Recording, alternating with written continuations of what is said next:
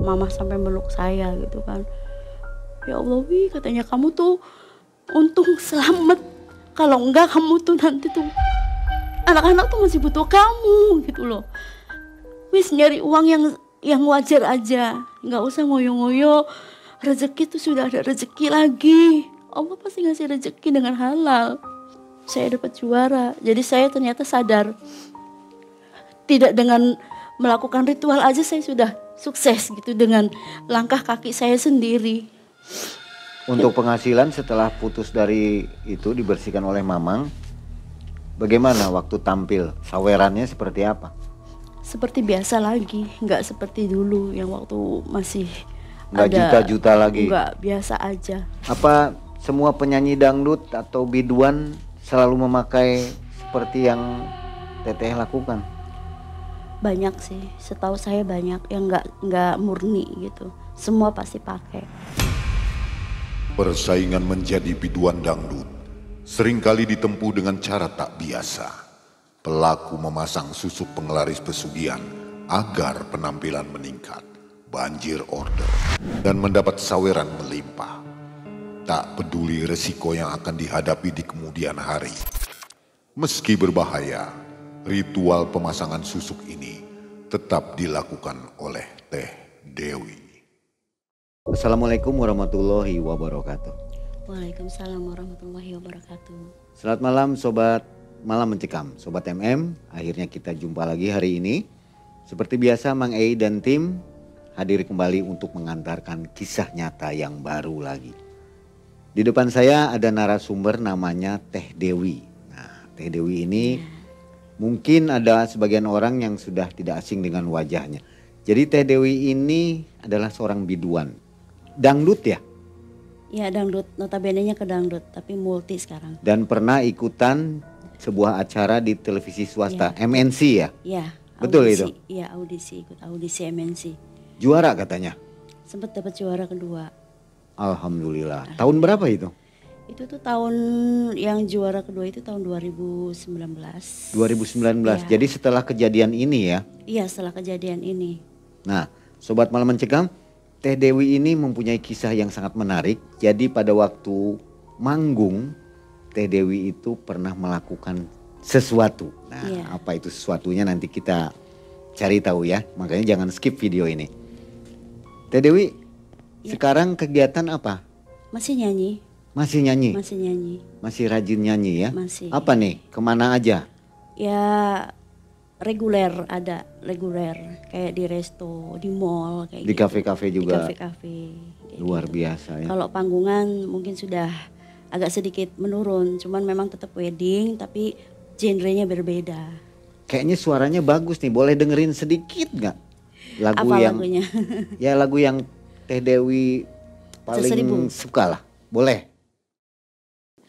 Bimbang ragu kala malam saat mulai datang, hasratku ingin bercermin, tapi cerminku pecah seribu, pecah seribu. Makasih. Bener ya, keren memang suaranya, pantas kalau jadi juara 2. Oke, Sobat Malam Mencekam, semoga semua selalu dalam keadaan sehat walafiat. Kita akan segera dengarkan kisah dari Teh Dewi, di mana Teh Dewi itu melakukan pesugihan. Iya. Kira-kira begitu ya? Iya. Dan sempat bubar dengan suaminya. Iya. Betul. Jangan skip videonya, tonton sampai akhir. Malam Mencekam, semakin malam semakin mencekam. Teh Dewi.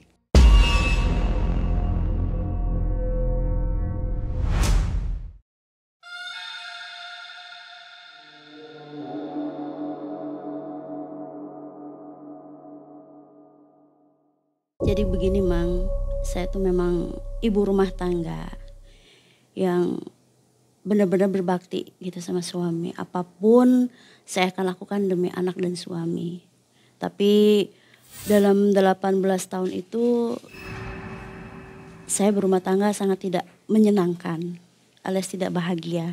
Cuman karena memang demi anak, demi keluarga, saya bertahan. Dan pertahanan saya itu akhirnya gugur juga Mang. Ada batasnya ya? Ya ada batasnya. Kesabaran itu memang ada batasnya, karena sekian lamanya itu terlalu sering disakitinya. Jadi maka dari itu kami berpisah atas permintaan saya pribadi, tanpa ada pertengkaran ataupun cekcok yang sangat mengerikan, tidak. Seperti biasanya karena adanya KDRT gitu kan. Tapi saat saya mengajukan ingin berpisah, langsung disetujui oleh bapaknya anak-anak itu. Apa karena cemburu dengan Teteh? Tidak. Dengan profesi Teteh? Saya menikah dengan bapaknya anak-anak itu, saya sudah berprofesi menjadi seorang penyanyi karena dukungan dari orang tua gitu kan. Dari orang tua angkat saya yang begitu sayang banget sama saya, karena memang saya dari kecil yatim piatu gitu. Jadi mereka selalu membimbing saya dalam hal seni karena memang mereka tahu saya punya bakat dan tidak berani untuk mengganggu kan bapaknya anak-anak itu. Dan pertahanan saya itu akhirnya tumbang juga. Saya mengajukan gugat cerai dan semua itu dipermudah, sangat dipermudah oleh pihak pengadilan, dan langsung dalam kurun 7 bulan langsung ketuk palu gitu. Dan semenjak saya bercerai, semua terjual. Ekonomi morat-marit karena memang bapaknya anak-anak tidak bertanggung jawab gitu. Anak-anak ikut kemana Teh? Ikut ke saya semua 3 orang. Perempuan 1, laki-laki 2. Dan mereka itu sedang benar-benar membutuhkan biaya. Yang satu masuk SMA, yang satu masuk SMP, yang satunya masuk SD. Saya kolep lah, manggung gak seperti kayak dulu. Dagang juga saya dagang apa gitu kan, karena memang semua itu membutuhkan modal.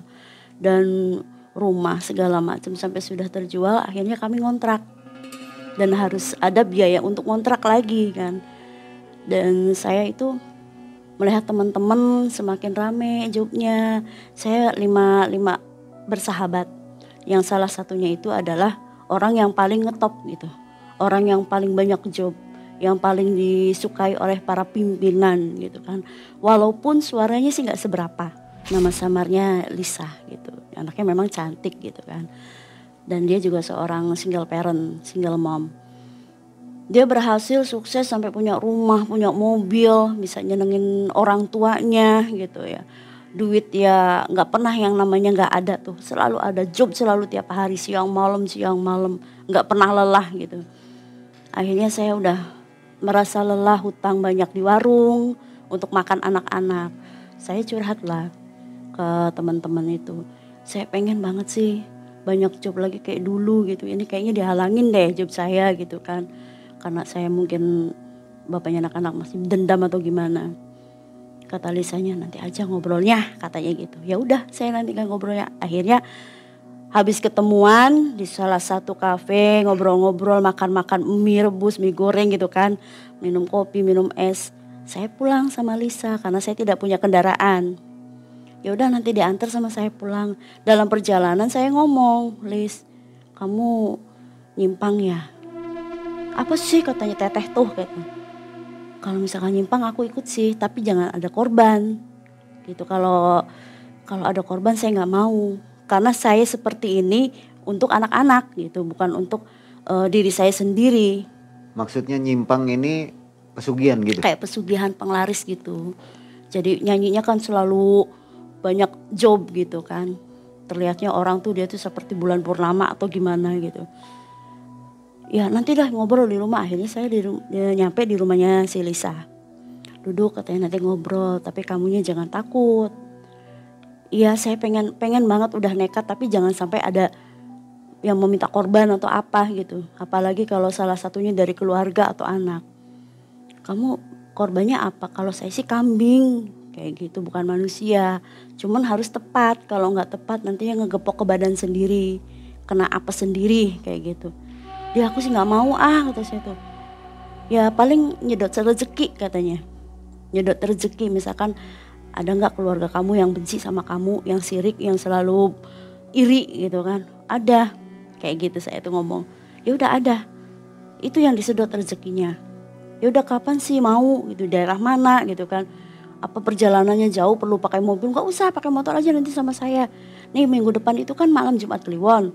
nanti kamu kesini jam 5, kita terus nyampe kita ngobrol-ngobrol dulu persiapannya apa, nanti kita jam 7:30 berangkat katanya gitu.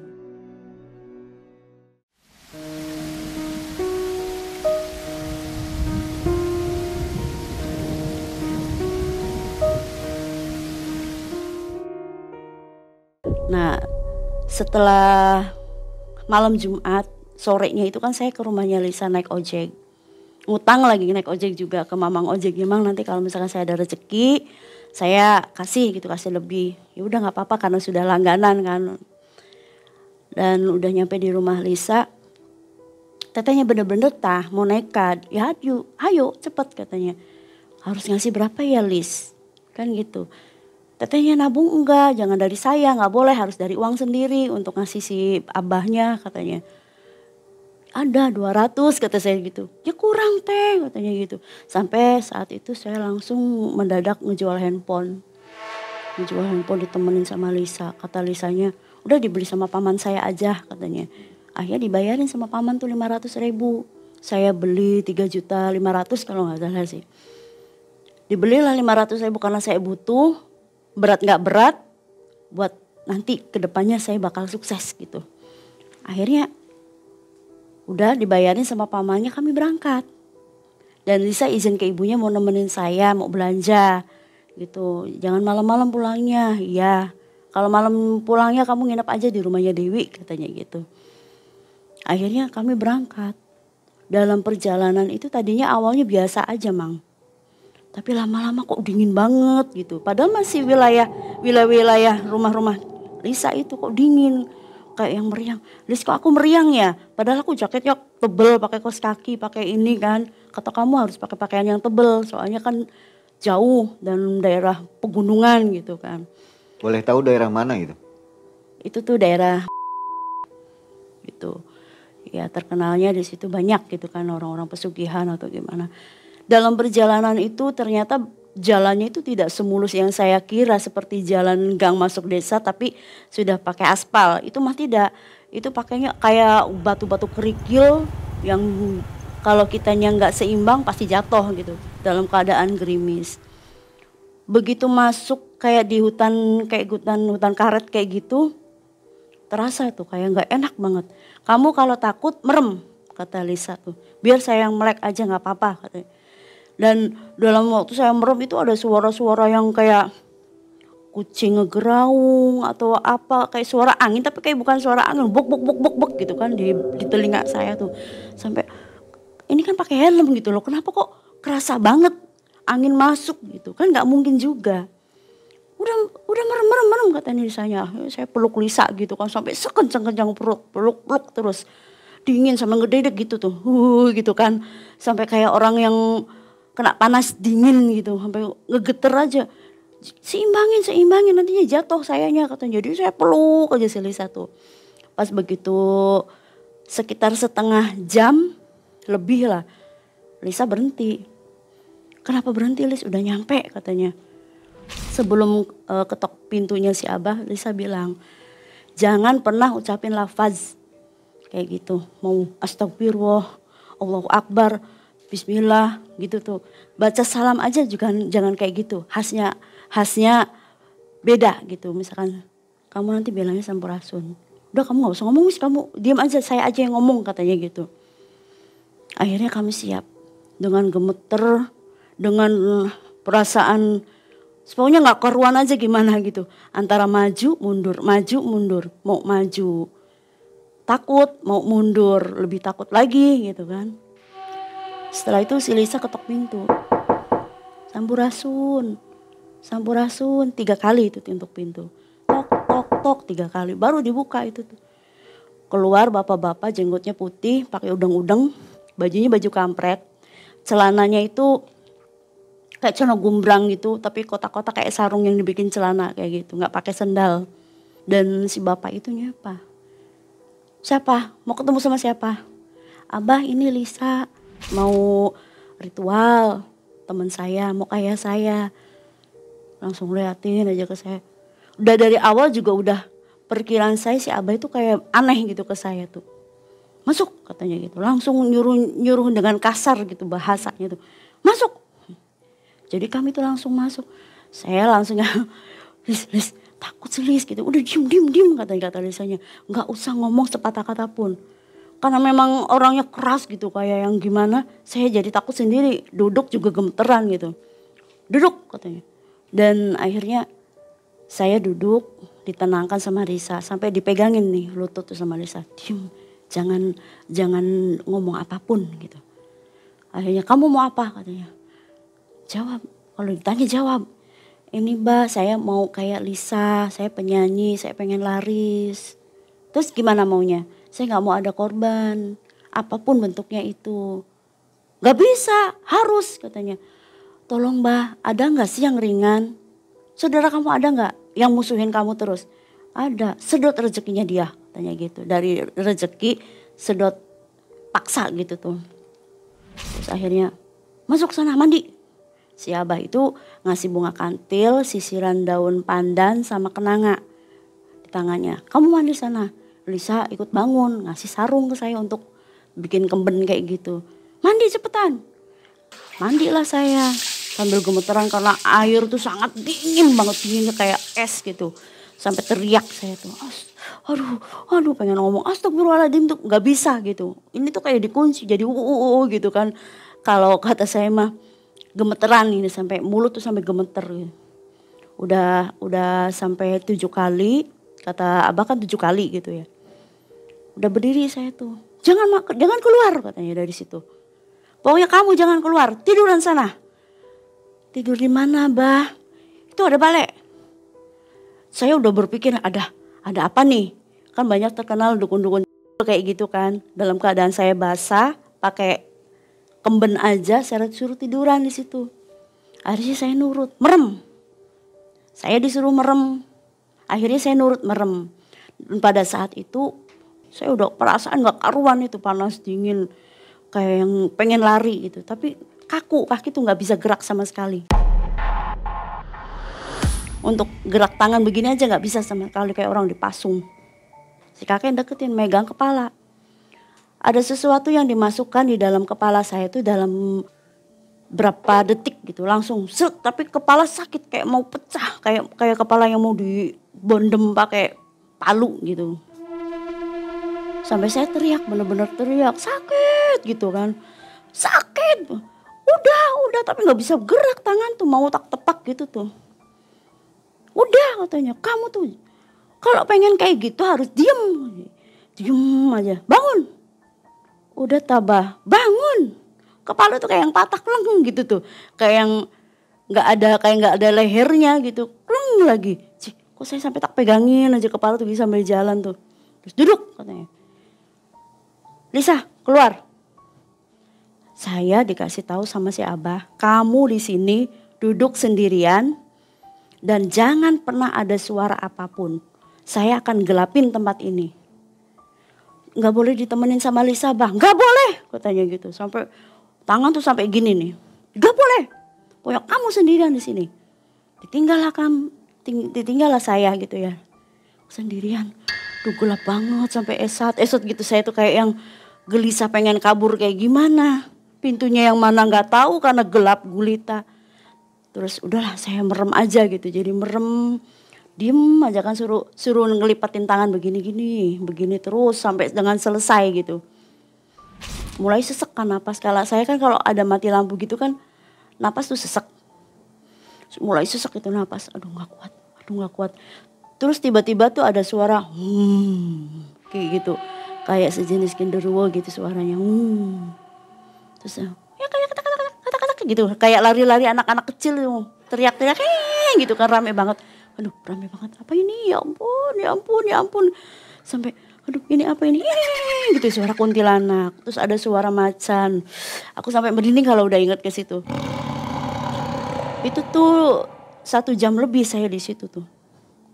Terus kayak ada yang lemparin bunga, wok gitu tuh. Wok, kayak yang dilemparin bunga aja kayak gitu.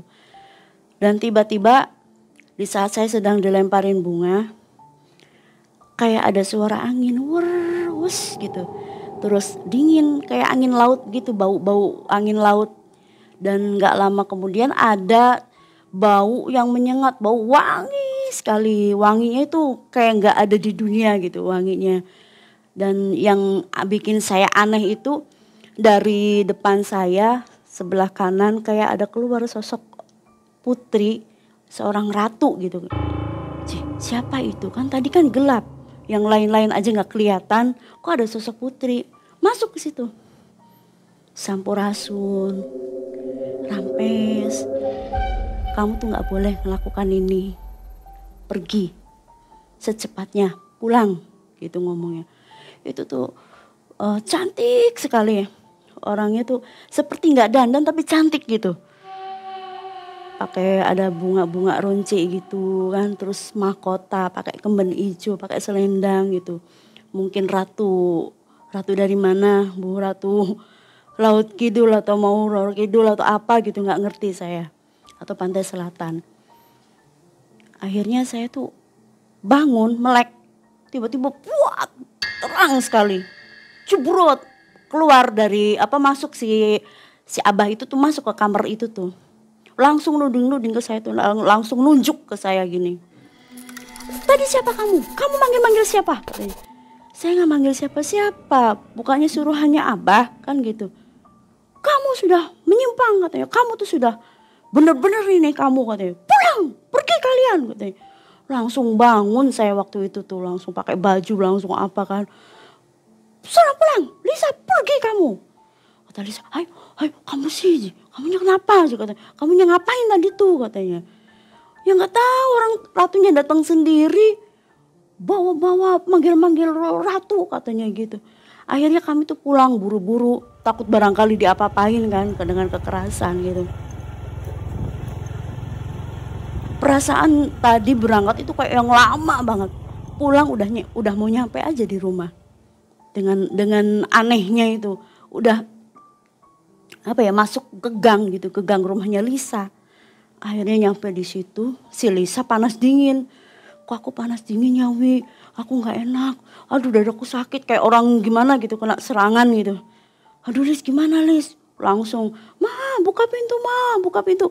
Asli mamanya itu kan langsung datang, ada apa Nok katanya.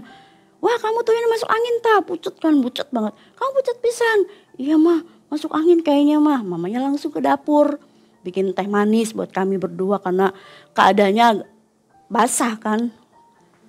Ya masih gerimis waktu itu tuh. Terus Lisa ke kamar mandi muntah-muntah, darah sampai kayak gumpalan darah gitu. Sampai mamanya, astagfirullahaladzim, habis ngapain sih kalian tuh? Nggak ngapa-ngapain mah, kita tuh lagi nongkrong gitu. Sampai aku gugup gitu ngomong ke mama tuh, karena takut salah kan gitu. Jangan ngomong kata Lisanya tuh, jangan ngomong. Habis nongkrong mah gitu di kafe tuh, Lisanya sakit jadi pulang. Kenapa Lisa waktu itu sampai muntah-muntah, apa ada yang dilanggarnya? Itu karena Lisa melanggar. Sudah waktunya untuk tumbal, Lisa tidak memberikan tumbal.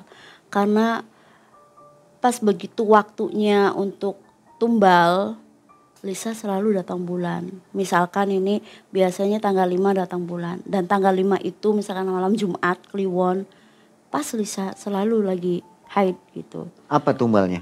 Tumbalnya kambing. Oh jadi nggak boleh dalam keadaan mens? Iya nggak boleh. Nggak boleh dalam keadaan mens. Dan si Lisa itu sudah 2 periode tidak memberi tumbal. Seperti itu. 2 periode ini 1 tahun, 2 jadi tahun? Jadi 1 tahun sekali. 1 tahun sekali? Iya. Kan sangat jarang itu tuh. Dalam 1 tahun sekali, terus pas kebenaran sekali, Lisa haid gitu. Nggak boleh bergeser itu ya? Tidak boleh, sedikit pun tidak boleh bergeser. Misalkan tanggal 5 harusnya malam Jumat Kliwon. Terus nanti di malam Sabtu nggak boleh. Harus tetap malam Jumat Kliwon. Lisanya menyampaikan ke Teh Dewi? Iya waktu itu Lisanya nyampe. Dia ngerasa salahnya begitu, bukan menyalahkan saya. Saya kan ngomong ke Lisa begini Mang. Gara-gara saya, kamu kayak gini gara-gara waktu ngantar saya. Ya enggak katanya, saya tuh memang salah saya sendiri. Salah kenapa sih Lis? Saya tuh gak ngasih tumbal katanya. Biasanya kan kalau tumbal tuh setiap malam Jumat Kliwon, tanggal 5 gitu kan. Pas sayanya haid. Loh emang gak boleh? Gak boleh katanya gitu. Jadi harus dalam keadaan Lisanya suci dan tumbal itu dilaksanakan. Emang gak boleh berganti gitu? Enggak, katanya gak boleh. Udah memang begitu. Jamnya pun harus jam 1 malam. Harus tepat. Harus tepat.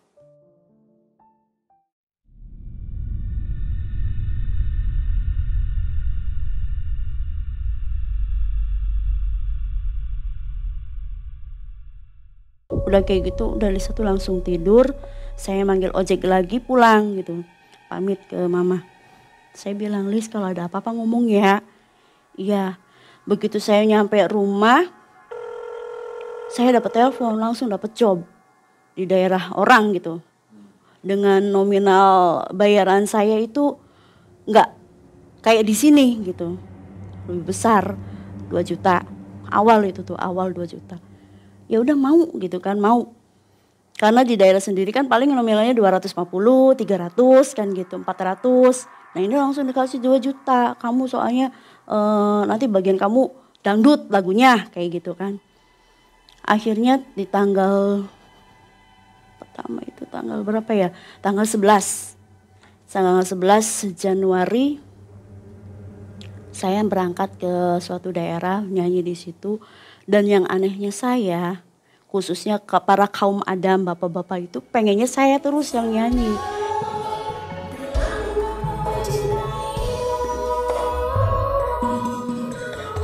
Saya kan capek gitu kan, gilirannya yang lain. Kalau yang lain nyawer, dikasih saweran paling 2.000, besar-besarnya 20.000 gitu kan. Giliran saya 50, yang paling kecil malah justru 20.000 gitu. Akhirnya mencapai sampai 11 juta. Siang malam 11 juta itu akhirnya. Itu orderan pertama ya? Orderan pertama itu Mang. Sampai saya tuh bangga, ini berhasil tah gitu kan. Aduh kayaknya sih berhasil nih, bener nih. Terus begitu selesai dibagi-bagi, karena memang itu kan bagi-bagi untuk milik bersama gitu saweran tuh. Ini honor kamu, ini saweran kamu, dapat banyak banget, kamu yang capek ditambahin katanya gitu. Iya makasih. Nah si bos itu minta bahwa saya itu menjadi ikonnya dia gitu, jadi bunganya, ratunya, grupnya dia gitu. Dikasihlah job saya itu 1 bulan full penuh. Dan Lisa tersingkir. Ya Lisa kan tersingkir. Dan Lisa sadar diri karena dia itu ngerasa sakit gitu kan. Udah itu setelah berapa bulan merasa seperti itu Lisanya? Lisa dalam 1 bulan itu kan jadwalnya Lisa semua diganti sama saya. Saya ngomong ke Lisa, Lisa kamu mau berangkat enggak kuat. Udah kamu aja, nanti gampang kalau saya udah sehat, gampang berangkatnya sama kamu. Nanti nggak tersinggung ya Lisanya? Dia nggak tersinggung karena memang badan dia sakit. Pengen sih katanya saya berobat baik, pegel katanya gitu. Capek minumin obat terus tapi penyakitnya apa nggak tahu. Diagnosa dokter nggak ada penyakitnya. Itu tuh siang malam itu Lisa tuh muntah-muntah darah terus sampai kurus kan. Sampai diinfus, akhirnya ke rumah sakit lagi kan gitu. Saya sampai nyumbang Lisa untuk berobat gitu karena dia nggak punya uang, motor apa sudah habis semua. Sampai rumah terakhir yang tingkat itu dijual untuk pengobatannya dia itu. Dan setelah sebulan Lisa saya ketahui sakit, saya sumbang untuk berobatnya Lisa. Begitu besoknya saya dapat rezeki lagi gitu tuh, manggung tuh dapat rezeki lagi. Sampai saya ada yang ngamplopin khusus, orang petinggi di sana ngamplopin khusus dan uang itu nggak sedikit, jumlahnya 5 juta. Ini khusus buat yang penyanyi ini, gak usah dibagikan. Kalau dibagikan nanti ada bagiannya lagi katanya. Dan waktu itu ada namanya siapa ya, pokoknya disamarkan aja ya, namanya Sri gitu. Si Sri tuh kayak yang sirik sama saya karena setiap hari tuh manggungnya sama saya terus gitu. Apa sih katanya sih itu, kata Dewi laris banget, banyak yang senang, banyak yang ngasih uang pribadi gitu kan. Ada yang dadak-dadakan beli boneka kan gitu buat saya gitu. Terus kamu pakai susuk apa sih? Enggak, saya nggak pakai susuk apa-apa. Dia keceplosan sendiri. Saya yang pakai susuk Roro Kantil apa gitu tuh. Roro Kantil aja kok sayang sama kamu katanya gitu. Ya mana saya tahu, saya kan dikasih rezeki sama Allah gitu kan. Suara, penampilan kan gitu. Ya enggak lah aja, beda katanya. Kayaknya sih kamu tuh ini katanya susuknya kayak pesugihan. Nggak tahu, saya sih nggak ngerti kayak gitu. Jadi saya menutupi diri saya sendiri padahal sih tersinggung gitu kan. Ya orang kok tahuan aja gitu. Dan waktu itu dapat saweran itu masing-masing penyanyi itu dapat 5 jutaan. Pemusik 5 juta. Pemusik aja kan ada 12 orang itu, penyanyi 4. Itu acara apa itu, Teh? Wedding. Wedding, Wedding yang hajatnya itu orang tuanya orang petinggi di suatu daerah gitu. Yang datang juga pejabat-pejabat apakah orang-orang petinggi. Nah si Sri itu ngomong, pasti nanti uangnya buat ini lagi itu ngecas lagi katanya gitu. Maksudnya susuknya dicas lagi katanya biar nambah laris. Sama-sama cari rezeki sih Sri, jangan kayak gitu, kamu juga dapet kan? Ya kamu sih bayarannya gede katanya sama bosnya, kalau saya sih udah bayarannya kecil. Loh kalau bayaran kecil gede apa bedanya, orang saya yang capek kok, kamu sih jarang nyanyi, orang pada pengennya sama saya gitu kan. Wah kelas atas katanya gitu, jadi kayak orang sirik gitu. Udahlah aja, saya ngomong ke pimpinan bos, saya mengundurkan diri ah. Kenapa katanya, udah sih biarin aja gak usah ini. Pasti Sri kan, iya Sri ngomong ke saya katanya, awas ya nantinya jadi tumbal katanya gitu sama si Dewi. Apa katanya, kamu tuh ngomong macem-macem, gak usah kayak gitu sama temen, bareng-bareng. Udah kamu gak usah diladenin, bila perlu Srinya yang saya ini katanya, nanti Lisa suruh berangkat. Si Sri itu dipecat dari grupnya si bos itu. Si Lisa ditelepon, Lisa kamu bisa gak sih Nok katanya berangkat, kasihan katanya Dewinya. Gak bisa aku lagi di rumah sakit. Aduh katanya nih anak. Akhirnya kami rombongan ke Lisa tuh. Ayo kita rombongan pas selesai jam 7 itu kan. Di situ Lisa tuh udah dipasang kabel apa gitu kan. Udah Lis, saya tepuk. Ini kamu pulang nanti besok. Kamu sembuh. Bener itu pulang besok tuh. Udah lega katanya, napasnya asik katanya, bisa mau kerja lagi. Dan waktu saya berangkat sama Lisa, waktunya pas mau nyanyi pingsan. Lisa tuh pingsan, kejang gitu.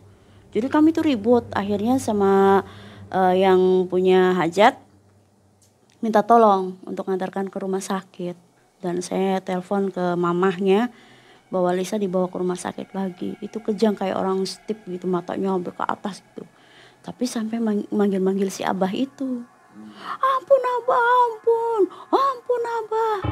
Kejang tapi bisa ngomong gitu tuh. Biasanya kalau orang kejang kan gak bisa ngomong kan. Ampun Abah, katanya Abah siapa sih katanya. Nggak tahu, aku tuh nggak tahu kata saya tuh. Sampai ditanyain sama si bosnya tuh, Abah siapa sih Wi, kamu tahu nggak? Nggak tahu. Ini anak kayaknya punya masalah nih katanya. Udah nggak usah ikut campur kata saya. Saya takut ke bawah-bawah lagi gitu kan. Nggak usah ikut campur, yang penting kita bawa ke rumah sakit aja. Akhirnya bawa ke rumah sakit kan, di UGD tuh sampai diikat sama perawat tuh. Wah kayak orang ngajakin berantem, diikat. Masukin infus aja sampai susah banget gitu kan. Terus akhirnya ibunya datang, si mamahnya datang tuh, saya langsung pamitan pulang. Mah pamitan pulang dulu ya, kasihan si Dede ditinggal sendirian gitu. Dan terus kami sampai waktu itu di daerah seberang, manggung dengan grup seberang. Dapat bawa uang itu, dapat saya pribadi itu dapat 20 juta. 20 juta? 20 juta. Itu di tahun keberapa tuh? Itu tuh di tahun yang udah setahun setengah lah. Udah 1 tahun setengah, karena yang bulan-bulan kemarinnya itu kan seperti ngalir aja. Dapat 5 juta, dapat 3 juta gitu tuh. Karena memang misalkan jobnya kecil-kecilan kayak lesehan apa. Itu paling besar dapat 3 juta itu. Gak jadi biasanya. Setiap manggung gak pernah kecil? Gak pernah seperti kecil. Dulu ya? Gak seperti dulu. Kadang pulang cuma dapat 50.000 kan gitu. Nah pas begitu melakukan ritual itu tuh ya benar-benar gitu. Pikir saya berhasil. Ternyata saya sering dimimpiin pas hampir dalam waktu hampir 2 tahun itu kurang 2 bulan. Saya dimimpiin terus, Ratu itu datang dalam mimpi saya. Saya tuh ditaburin daun aja, taburin daun kayak daun apa ya, daun sirih gitu. kayak daun sirih tapi uratnya itu sama semua. Saya liatin satu-satu gitu ya dalam mimpi sayanya itu. Saya guratin satu-satu, kok sama semua sih, besarnya sama. Jadi saya tumpuk-tumpukin terus.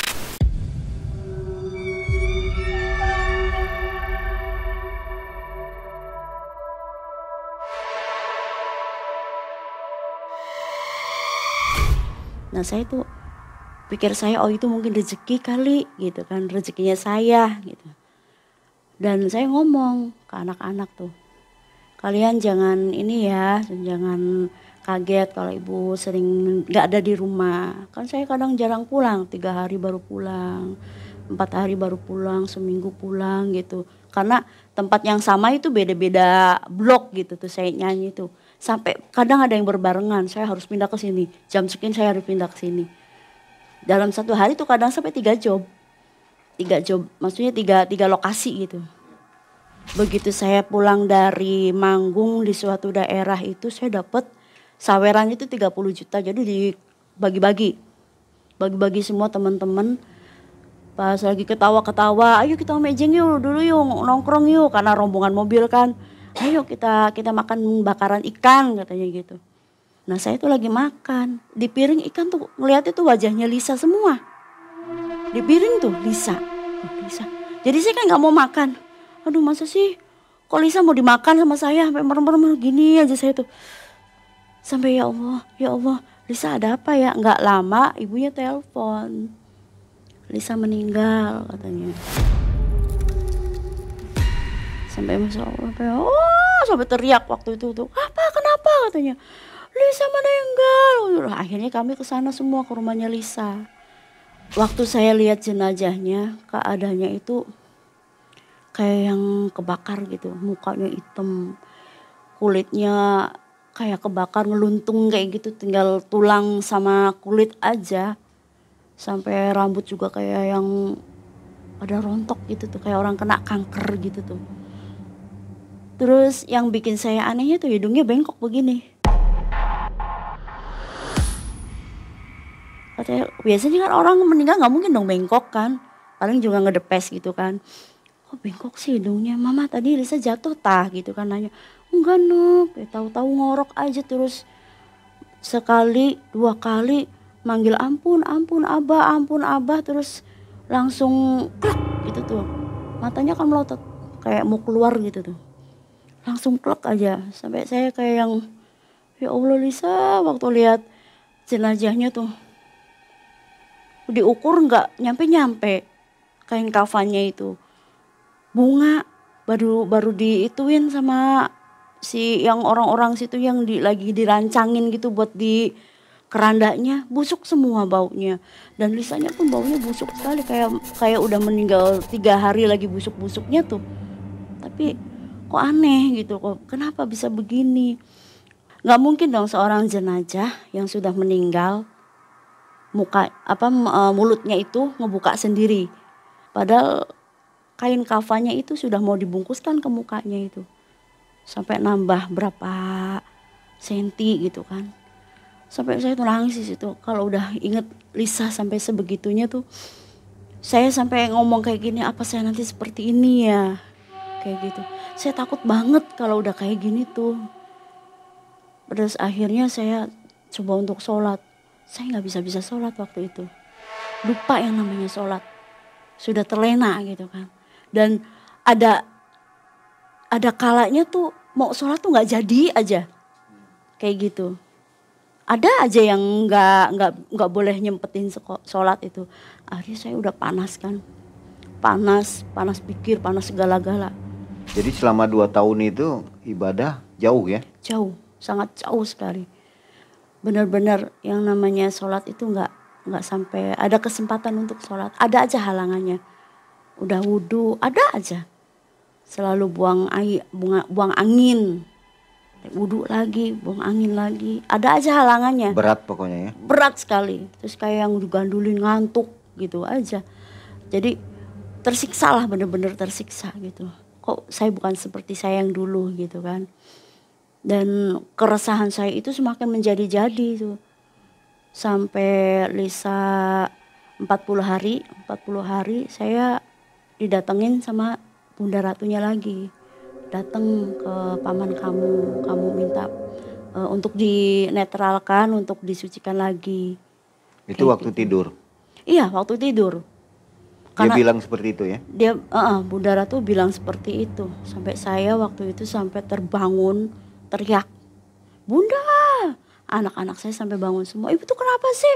Kalau tiap malam tuh ribut aja bunda-bunda terus," katanya. Ternyata saya tuh tiap malam manggil-manggil bunda tuh. Anak-anak selalu dengerin. Selalu gini-gini kayak orang dia rep-rep lah gitu. Ada pengakuan nggak itu bundanya bunda dari mana? Katanya dari Pamengpek. Pamengpek Garut. Itu kan berarti Ratu Selatan. Iya. Bapak almarhum kan dari sana. Bapak almarhumnya saya itu dari Pamengpek aslinya.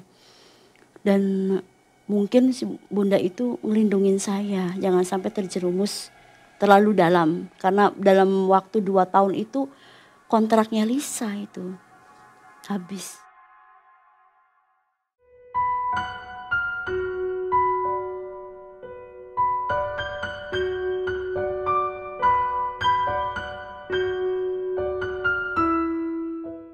Saya pagi-pagi langsung telepon ke paman saya, nggak kemana-mana gitu kan. Biasanya ke pesantren, ke suatu pesantren.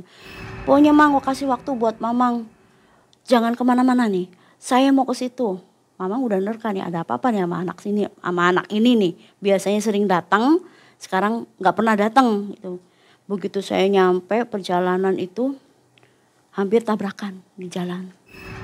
Mau tinggal nyebrang ke rumah paman aja hampir ketabrak mobil. Naik ojek itu. Kata mamang ojeknya ada yang lewat katanya. Jadi kayak orang yang dihalangin gitu, nggak boleh. "Bu, ibu turun aja nyebrang sendiri, saya takut," katanya gitu kata mamangnya tuh. Berkali-kali itu tuh, wus lagi mobil tuh. Akhirnya saya minta sama Allah, "Ya Allah, saya tuh pengen benar-benar tobat. Tolong mudahkan jalan saya untuk tobat di jalanmu ya Allah," gitu kan. Sampai saya nangis pas nyebrang itu sambil nangis gitu. Ya lancar biasa aja. Sampai akhirnya ketok-ketok pintu mamang. Mamang langsung melotot gitu ya mamang saya tuh. "Kamu apa-apaan kayak gitu? Cepet masuk cepet. Sana wudhu dulu."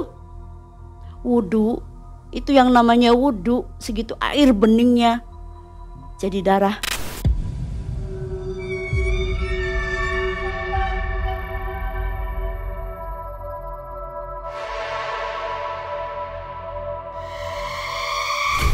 Wudhu tuh pakai kayak air darah gitu, bau amis, bau apa. "Mang, bau amis Mang, ada darahnya," gitu kan. Saya sampai merem-merem gitu takut, karena takut darah itu masuk ke mata gitu. "Bukan, itu air putih, itu tuh air bening bagus," katanya. "Pokoknya kamu harus terusin." Sampai pengen muntah kan, perasaan kumurnya darah kan gitu. "Udah cepetan, pengen sembuh nggak kamu?" katanya. Astagfirullahalazim, ini anak udah nyimpang bener-bener. Akhirnya udah wudhu, udah apa, rada terang kepala, apa nggak berat gitu, mata ya kayak yang terang gitulah, nggak kayak dulu kan rada surem gitu kan, kayak yang lampu kip gitu.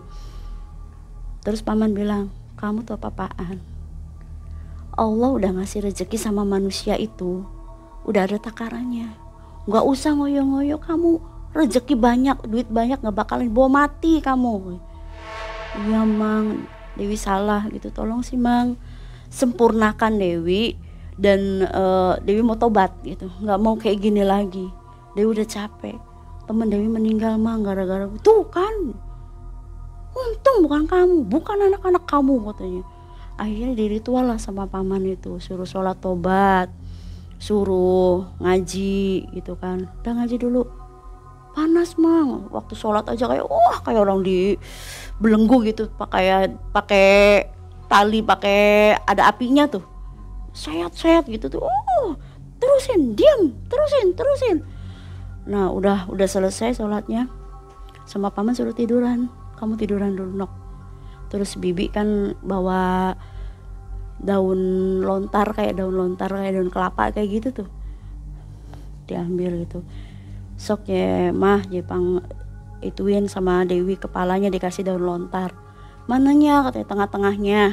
Dikasih lah tengah-tengahnya di sini, karena paman nggak mau megang walaupun ponakan sendiri nggak mau megang karena paman ada wudhu gitu, jadi nyuruh istrinya.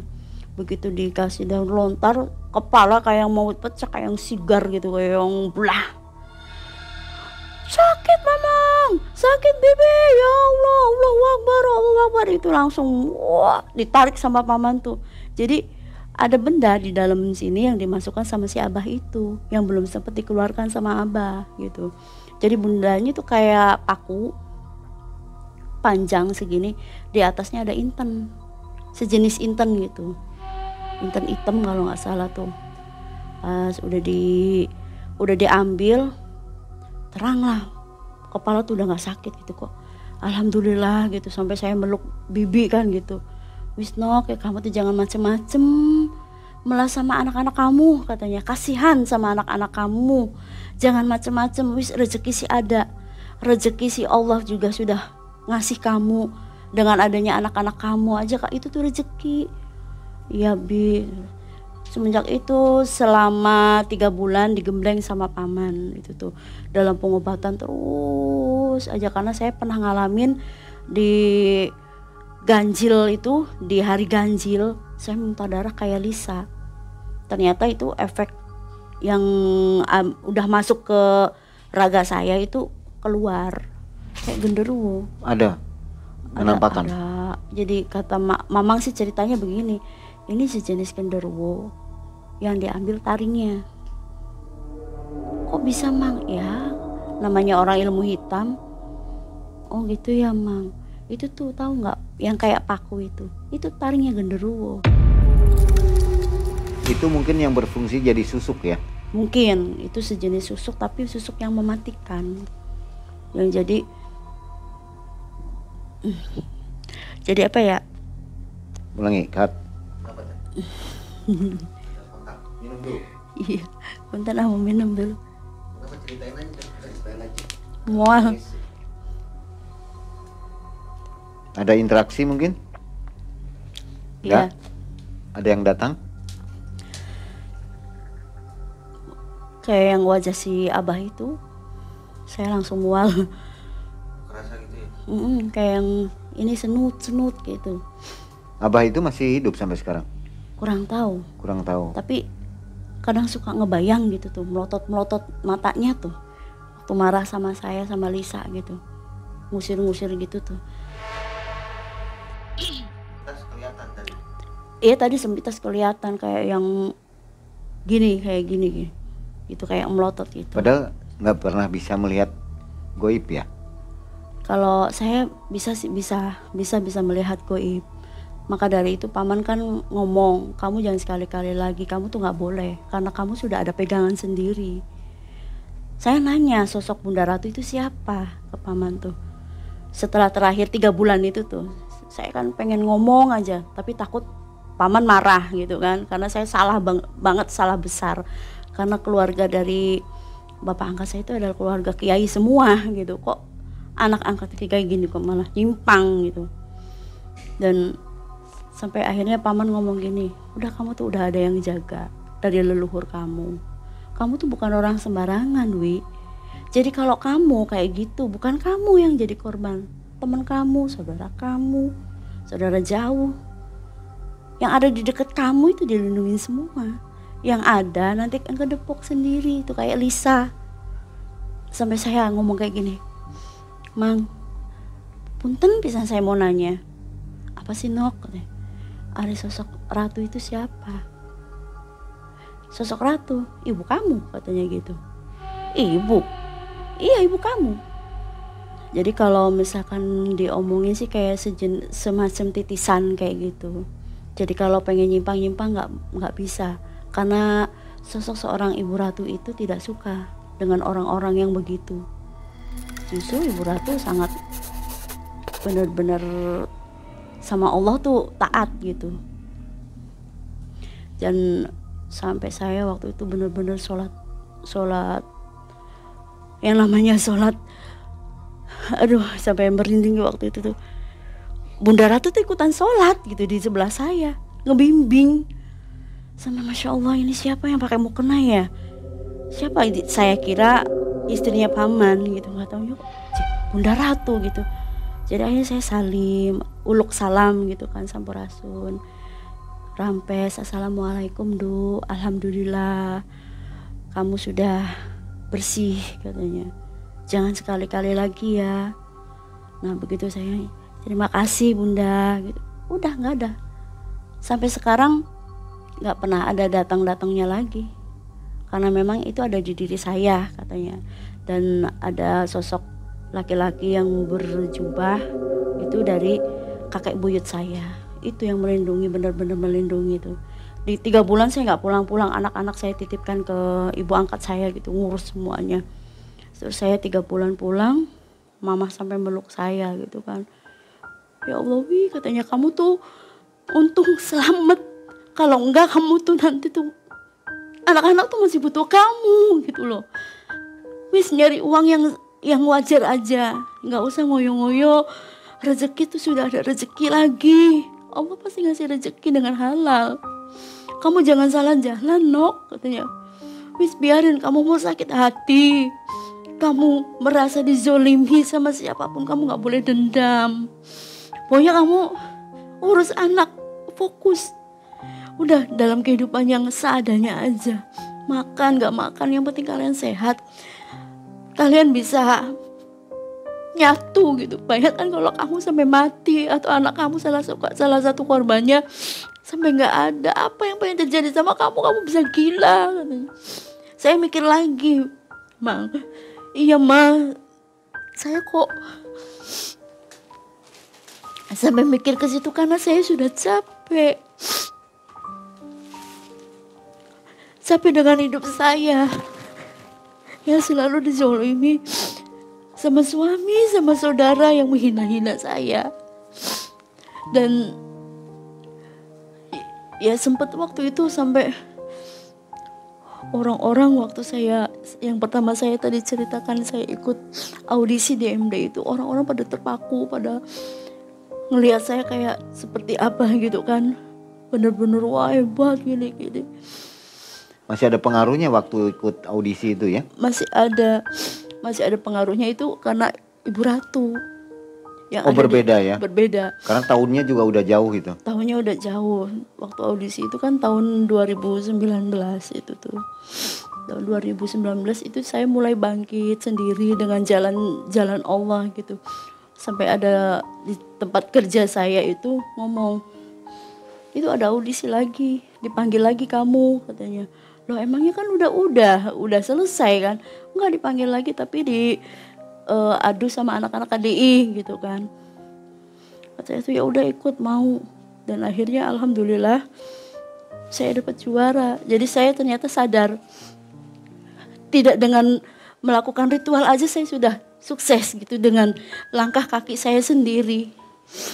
Untuk penghasilan setelah putus dari itu dibersihkan oleh Mamang, bagaimana waktu tampil? Sawerannya seperti apa?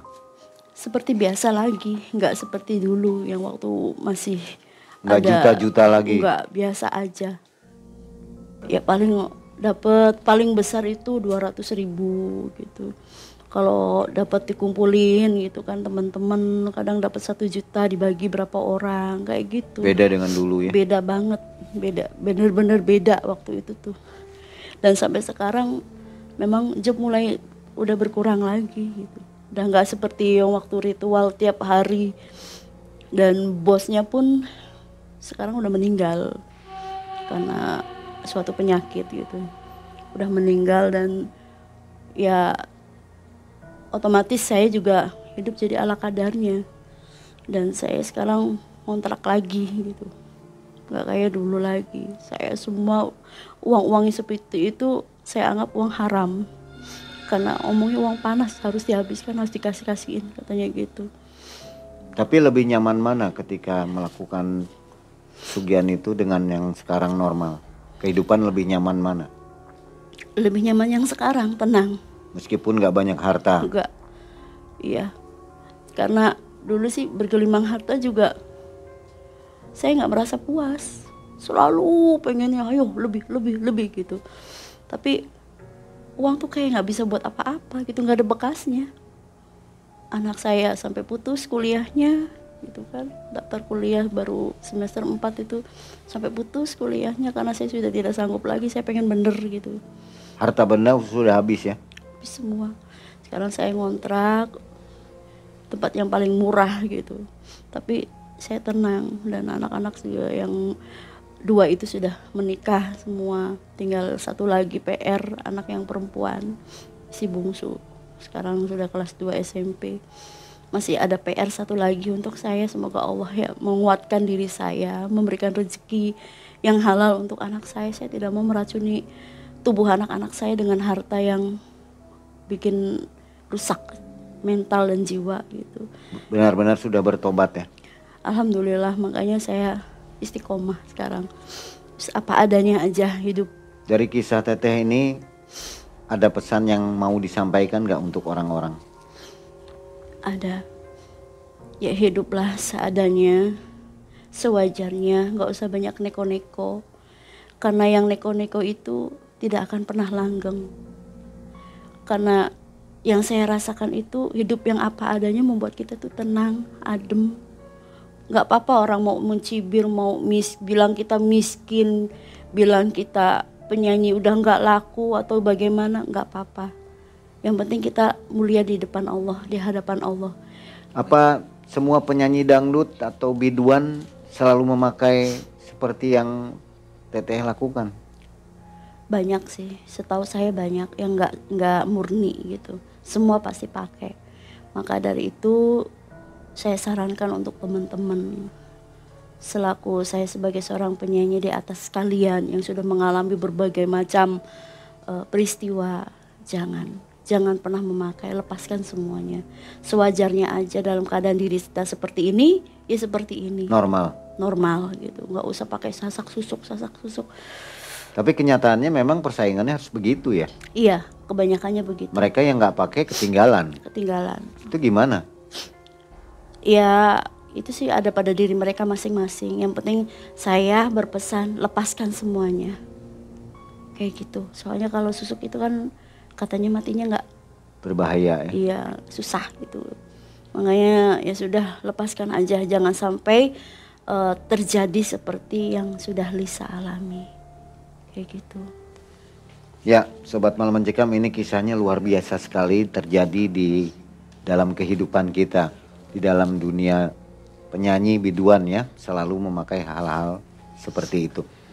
Yang anehnya di sini Teh Dewi ini tidak merasa mengikatkan perjanjian dengan goib tadi ya. Tidak. Tapi ini berefek ternyata. Iya, berefek. Dan membuahkan hasil waktu itu ya. Iya. Untungnya cepat sadar karena melihat Lisa itu tadi meninggal iya. Ya. Mungkin kalau Lisa seperti saya tidak kenapa-kenapa, mungkin saya terlena masih terus. Berlanjut ya. Masih berlanjut. Di akhir cerita ini mungkin ada pesan yang belum tersampaikan untuk almarhumah Lisa. Ya, untuk Lisa, semoga aja Lisa husnul khotimah. Saya selalu dalam sholat saya selalu kirim doa. Setiap malam Jumat saya mengaji untuk orang-orang yang saya sayangi. Termasuk Lisa udah seperti adik saya sendiri. Karena nasib kami itu sama gitu. Semoga apa yang Lisa alami tidak terjadi sama orang lain. Dan saya sangat merasa bersalah dengan kepergiannya Lisa. Coba kalau saya tidak meminta Lisa untuk mengantarkan ke sana, mungkin tidak akan seperti ini. Lisa orang baik, orangnya sabar, tulus, sayang sama ibunya. Surga untuk Lisa. Amin. Dari kisah ini nggak akan terjadi, maksudnya pertanyaan oleh mamahnya Lisa, gimana? Mamanya Lisa sekarang sudah meninggal. Oh, sudah nggak ada. Iya, jadi kisah ini boleh ditayangkan di MM ya? Monggo silakan. Baik, Sobat Malam Mencekam, demikian kisah nyata dari Teh Dewi. Mudah-mudahan dari pesan kisah ini kita akan mendapatkan pesan yang baik. Ingat, jangan coba-coba melakukan pesugihan atau memasang susuk untuk sesuatu hal yang pasti di akhir ceritanya akan hancur. Itu pesan dari Teh Dewi. Terima kasih Teh Dewi. Ya sama-sama, Mang. Dan Sobat Malam Mencekam, kita akan jumpa lagi di video selanjutnya. Assalamualaikum warahmatullahi wabarakatuh. Waalaikumsalam warahmatullahi wabarakatuh.